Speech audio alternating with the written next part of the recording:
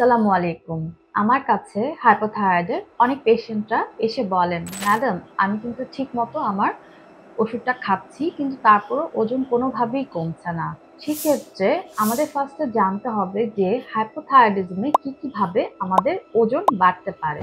Hypothyroidism এই কথাটার মধ্যেই সবকিছু লুকিয়ে আছে। হাইপো মানে কমে যাওয়া, মানে হচ্ছে আপনার বডির সবকিছুই কমে যাবে। ফার্স্ট অফ অল আপনাদের মেটাবলিজম, আমাদের ক্যালোরি বার্ন করার অ্যাবিলিটি সেটা কমে যায়।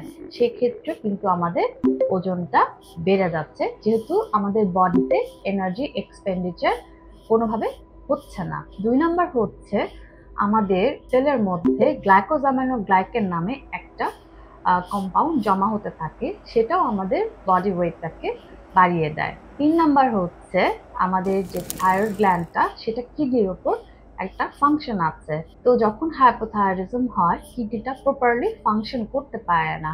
সেক্ষেত্রে দেখা যায় আমাদের বডিতে বেশি করে পানি জমতে থাকে।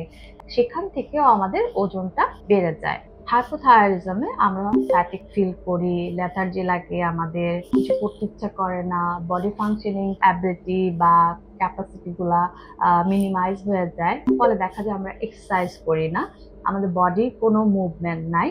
হাইপোথাইরয়েডিজমে আমাদের এনার্জি এক্সপেন্ডিচার কমে যায়, মানে হচ্ছে আমাদের বডি হিট প্রোডাকশন করতে পারে না। আপনি যদি আপনার বডিকে টাচ করেন বা ফিল করেন, আপনি কোল্ড অনুভব করবেন বা স্কিনটা ঠান্ডা মনে হবে। আমাদের এই যে হিট প্রোডাকশন, এটাতেও হচ্ছে এনার্জি লাগে। এই এনার্জিটা আসে হচ্ছে আমরা জানি গ্লাইকোলাইসিস বা ক্রেবস সাইকেল থেকে, যেখানে এটিপি বার্ন আউট হয়ে গ্লুকোজ ঢুকে এটিপি বার্ন আউট হয়, তারপর এই প্রক্রিয়াটা চলে। কিন্তু হাইপোথাইরয়েডিজমে এগুলো সব স্লো ডাউন হয়ে যায়। অ্যাজ এ রেজাল্ট আমাদের হচ্ছে ওয়েটটা বাড়ে। এই যে একটা হরমোনাল ইমব্যালেন্স হলো, এই হরমোনাল ইমব্যালেন্স থেকে আমাদের অ্যাপেটাইট এন্ড হাঙ্গার এই দুইটার মধ্যে একটা ইমব্যালেন্স তৈরি হয়। তখন দেখা যায় ক্রেভিংস এর তৈরি হয়। তখন হচ্ছে আমরা বিভিন্ন ধরনের খাবার খাওয়া স্টার্ট করি এবং সেখান থেকেও কিন্তু আমাদের ওয়েটটা বেড়ে যায়। এখন আমাদের যে মুড যেটা বলেন, সবকিছু কিন্তু আমাদের থাইরয়েড হরমোন কন্ট্রোল করে থাকে। এই সিচুয়েশনে স্ট্রেস বেড়ে যায়। স্ট্রেস যখন বেড়ে যায় তখন কিন্তু ঘুম হয় না ঠিক মতো।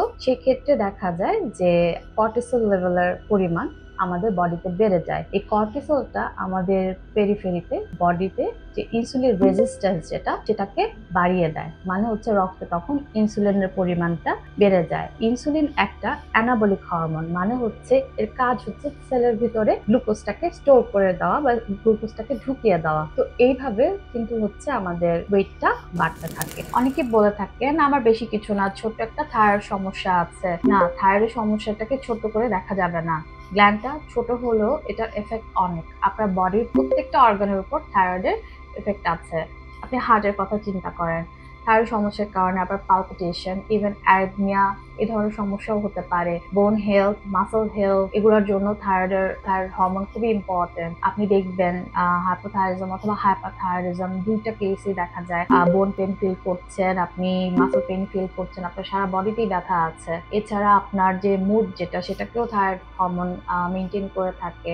মুড সুইং হওয়া, ডিপ্রেস ফিল করা, ইরিটেটেড ফিল করা, সবকিছুই থাইরয়েড মেনটেন করে থাকে। সো ইভেন আমাদের যে ব্রেইন ডেভেলপমেন্ট, সেটার জন্য থাইরয়েড হরমোন অনেক ইম্পর্টেন্ট। স্পেশালি বাচ্চাদের ক্ষেত্রে, যাদের মধ্যে থাইরয়েড সমস্যা আছে, তাদের ক্ষেত্রে এই জিনিসটাকে খুব সুন্দরভাবে এবং খুব ভালোভাবে অ্যাড্রেস করতে হবে। এছাড়া আপনার যে কিডনিতে হচ্ছে এই যে ফ্লুইড অ্যান্ড ইলেকট্রোলাইট ইমব্যালেন্স, যেটা হচ্ছে থাইরয়েড ডিসফাংশনের কারণে হয়ে থাকে, দেখা যায় যে তখন ফ্লুইড অ্যাকুমুলেশন হয়, আপনার বিপিও বেড়ে যেতে পারে। এছাড়া থাইরয়েডের সমস্যা থাকলে হাইপোথাইরয়েডিজমে যেরকম রক্তে কোলেস্টেরল লেভেলটা বাড়িয়ে দেয়, তখন আমরা ডিসলিপিডেমিয়া বলি। এছাড়া দেখা যায় যে মেটাবলিক সিনড্রোম গুলোর সাথে দেখা যায় ইনসুলিন রেজিস্ট্যান্স যখন বেড়ে যায়, আমাদের পিসিওএস বা বিভিন্ন ধরনের সিস্টিক সমস্যাও দেখা দেয়। তো এই জন্য হচ্ছে থাইরয়েডের সমস্যাকে কখনোই হচ্ছে লাইটলি নেওয়া যাবে না। এখান থেকে তাহলে আমরা বুঝতে পারলাম যে থাইরয়েড ডিজিজটাকে ছোট করে দেখার কোনো লাক্সারি আমাদের নেই, কারণ এই একটা গ্ল্যান্ড ছোট হলেও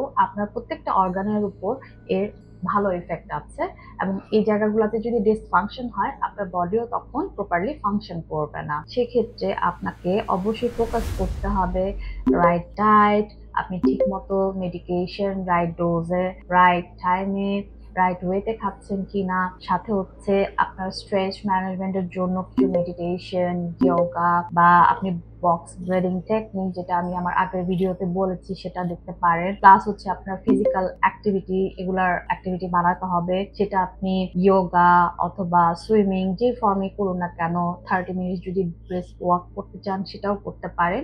এগুলাকে ইনক্লুড করতে হবে। অ্যাজ এ হোল আপনার লাইফস্টাইলের মধ্যে একটা মডিফিকেশন নিয়ে আসতে পারবে, তাহলেই আপনি কিন্তু একটা সুস্থ এবং হেলদি লাইফ লিড করতে পারবেন। ভিডিওটা ভালো লাগলে শেয়ার করে দিবেন, যাতে ইনফরমেশন গুলা মানুষের কাছে চলে যায় এবং আপনারা উপকৃত হতে পারেন। ভালো থাকবেন।